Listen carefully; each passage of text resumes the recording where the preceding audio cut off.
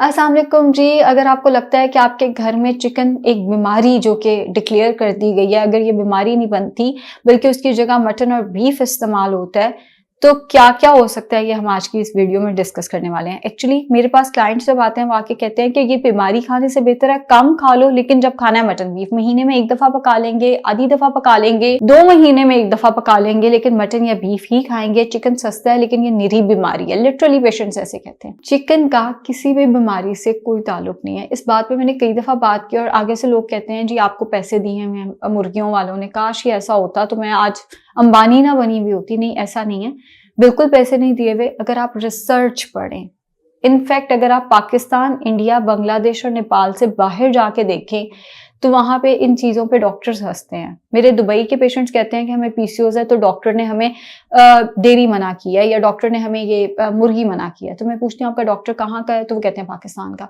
या इंडिया का। ये सिर्फ पाकिस्तान और इंडिया में चीजें एग्जिस्ट करती हैं, ये दुनिया में नहीं है। एंड इनका कोई scientific evidence, the thing is, जो मैं कहना चाह रही हूँ, इनका कोई साइंटिफिक एविडेंस नहीं है। हम एशियंस ने, एशिया के भी सब कॉन्टिनेंट के लोगों ने जनरली पोल्ट्री प्राइसेस को कंट्रोल करने के लिए एक काम शुरू किया हुआ है। वो ये है कि जैसे ही मुर्गी की प्राइस ऊपर जाती है, इसमें कोई ना कोई बीमारी आ जाती है, जिसकी वजह से आज तक मुर्गी कभी महंगी नहीं हुई, बाकी सारे गोश्त जो है वो महंगे हो जाते हैं। लेकिन इसका एक प्रॉब्लम हमें ये भी आ रहा है कि गरीब बंदा जिसके पास सोर्स ऑफ प्रोटीन मुर्गी ही है, उसने भी मुर्गी खाना छोड़ दिया ये सोच के कि ये सारी की सारी बीमारी है। ऐसा नहीं है। अगर आप प्रोटीन का इस्तेमाल नहीं करते, आपके पट्टे कमजोर हो जाते हैं, आपको कोई चोट लगती है उसकी रिकवरी सही तरीके से नहीं हो पाती, बुढ़ापा आपका जल्दी आता है, आपका स्टेमिना कम होता है, आपकी सेहत। सबसे इंपॉर्टेंट चीज जो एक डाइट के अंदर होती है वो प्रोटीन होती है। अगर आपने देखना है कि कोई बंदा कितना अच्छा खा रहा है तो वो प्रोटीन पूरा कर रहा है या नहीं। मैं तो सबसे पहले अपनी प्रैक्टिस में यही देखती हूँ कि प्रोटीन उसका पूरा हो रहा है या नहीं पूरा हो रहा है, बिकॉज यही रह जाता है। और अगर आप मुर्गी छोड़ देंगे, मटन भी अफोर्ड नहीं करते, मछली उनसे भी महंगी है, तो आप खा के रहे हैं। दालों के अंदर प्रोटीन है मगर ना होने के बराबर, मतलब है, लेकिन अगर 7 ग्राम प्रोटीन है तो 15 ग्राम कार्बोहाइड्रेट है, मतलब वो कार्ब्स का ज्यादा अच्छा सोर्स है एज कम्पेयर टू प्रोटीन के। और उनके अंदर प्रोटीन निस्बतन कम मिकदार में मौजूद है। अंडों के अंदर है लेकिन निस्बतन कम मिकदार में, दूध या दही के अंदर है लेकिन निस्बतन कम मिकदार में। अच्छा सोर्स, उसका अफोर्डेबल सोर्स जो है वो हमारे पास चिकन ही आ जाता है। हाँ, अगर आप चिकन नहीं खाना चाहते और आप मटन बीफ अफोर्ड करते हैं तो मुझे कोई एतराज नहीं है, आप जरूर मटन एंड बीफ का इस्तेमाल करें। लेकिन अगर आप मटन बीफ अफोर्ड भी नहीं करते और आप ये सोचते हैं कि मैंने अपने बच्चों को चिकन नहीं खिलाना, तो प्लीज आप अपने बच्चों के साथ भी ज्यादती कर रहे हैं और आप अपने साथ भी ज्यादती कर रहे हैं। बच्चों का भी हेयर फॉल शुरू होगा, बच्चों की भी हेल्थ कॉम्प्रोमाइज होगी, आपकी अपनी स्किन भी खराब होगी, हेयर फॉल भी होगा, एजिंग जल्दी हो जाएगी, सेहत सारी कॉम्प्रोमाइज हो जाएगी। हमने इस बात पे कई दफा बात की है। फार्मी मुर्गी बीमारी नहीं है, इसको हम जो बीमारी का टैग देते थे वो बिल्कुल गलत है। देखें, अगर हम कहते हैं जी इतनी जल्दी इतनी बड़ी कैसे हो जाती हैं, बाकायदा सालों की रिसर्च से ये प्रोसीजर बनाया जाता है, उनमें कोई बीमारी नहीं होती। लोग कहते हैं जी इनको हार्मोन्स के इंजेक्शन लगते हैं। अगर इनको हार्मोन्स के इंजेक्शन लगते हैं तो भैंस को भी लगते हैं ताकि वो दूध ज्यादा दे, फिर हम अपना बीफ क्यों नहीं छोड़े? जो चीज हमने जिसकी प्राइसेस कंट्रोल करनी है उसमें हमने बीमारी निकाल दी है। कोई भी हार्मोन 30 डिग्री से ऊपर टेम्परेचर पर सर्वाइव नहीं कर सकता। तो अगर हम कच्ची मुर्गी खाएं तो शायद हार्मोनल चेंजेस वो कर दे, पकी हुई मुर्गी कभी भी हार्मोनल चेंजेस नहीं करती। हाँ, मैंने ये देखा है कि लोगों को डरा के रखो ना तो वो खुश रहते हैं, लेकिन लोगों को अगर खुली छूट दे दो तो उन्हें वो चीज पसंद नहीं आती।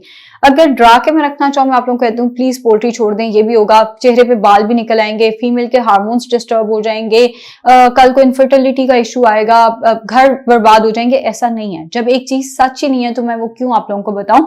एंड दैट्स द थिंग कि ये चीज सच नहीं है, ये सिर्फ हमने लोगों को डराने के लिए और पोल्ट्री प्राइसेस को कंट्रोल करने के लिए किया हुआ है। प्लीज अपने बच्चों को, खुद को इस एक नेमत से महरूम मत करें। या अगेन, अगर आप मटन बीफ अफोर्ड करते हैं मुझे कोई एतराज नहीं, आप देसी मुर्गी अफोर्ड करते हैं मुझे कोई एतराज नहीं, आप फिश खा सकते हैं मुझे कोई एतराज नहीं।